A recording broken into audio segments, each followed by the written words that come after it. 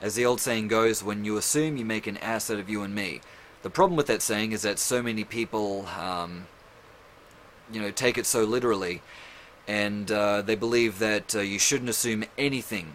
But really, that saying was in place and basically referred to that you shouldn't assume anything that could potentially backfire on you in such a negative way. However, in self-defense, there are two assumptions that you should make because, if anything, they'll aid you. The first assumption is that when you're fighting someone, it doesn't matter who it is, always assume that they have a weapon on them. Even if they don't have a weapon in their hands, always assume that the person you're fighting is armed. Now, if you're, say for example, you're just like in a clinch, doesn't really matter what one, and the person's like got one hand at the back of your neck, they're throwing in punches, and the next thing their hand disappears behind their back. Now, if I assume that they have a weapon, then my brain should pick up on that, and I'll say, okay, well, the reason why their hand's going back here is because they're going to go for a weapon. As Richard Dimitri states, it's unlikely they're going to have an itchy ass, so and even if they do, fuck it, drop them anyway, don't take the chance. Anyway, that's assumption number one. Always assume that your opponent has a weapon.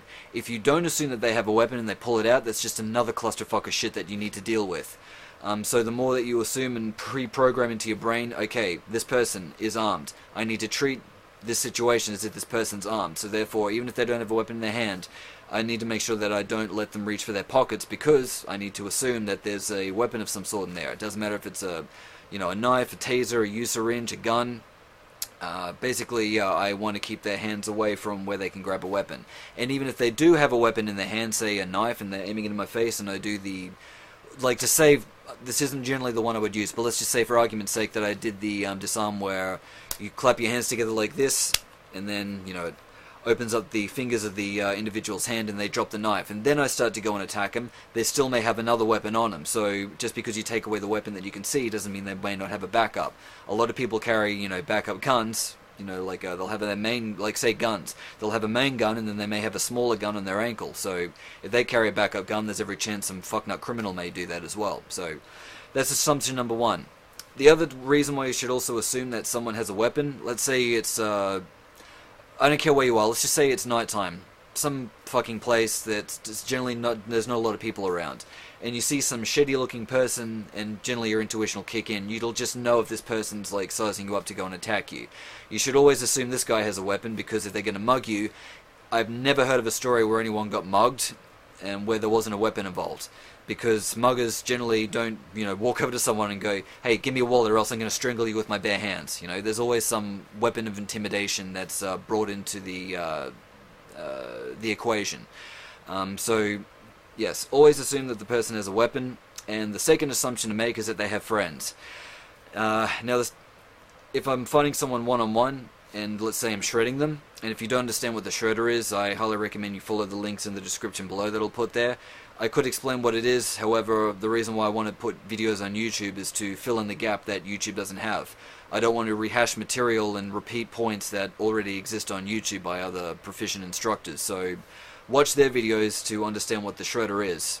Because I don't really want to, talk about it when you can just go watch someone else's video. It's counterproductive in my opinion.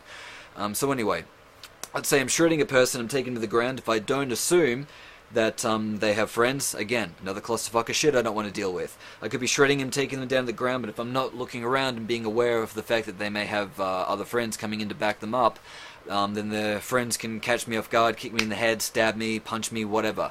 Get me in a headlock. Doesn't really matter what the attack is. The point is that if I'm aware of it, then I can maneuver in such a way where I can, square off with their opponents. And when it comes to multiple attacker situations, doesn't matter if it's, me fighting 2 people, fighting 3 people, fighting 4 people.